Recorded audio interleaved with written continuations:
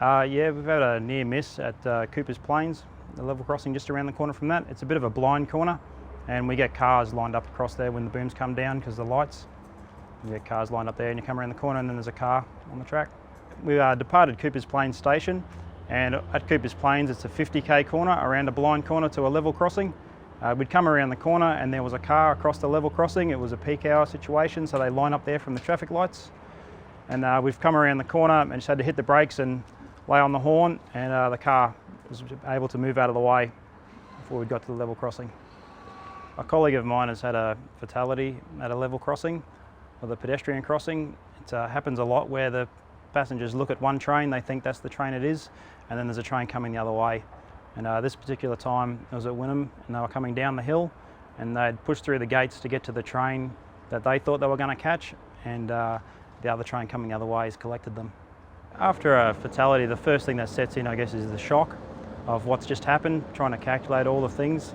It's a lot of times you just sit there and not sure what to do to start with.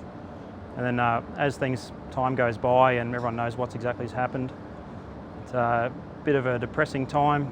Everyone's pretty sad. It's not exactly a thing that anyone wants to go through, and you wouldn't wish it on any of your other colleagues.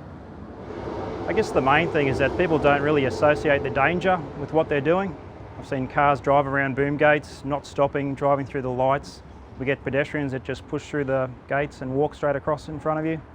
They're more worried about getting their train and being late than pushing through the gates in front of another train. So a lot of common mistakes over level crossings are when cars try to stop at the lights for the road, but then it banks them up over the level crossing.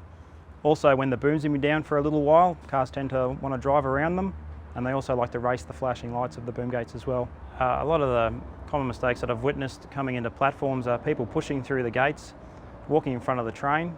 They're more concerned about getting the train than their own safety. I think they just don't realise how dangerous it is or what they're doing. If I could give people a message about railway crossings, I'd like to say that if the lights are flashing, stop your car. The 30 seconds it takes to wait for the booms, it's not worth your life or mine.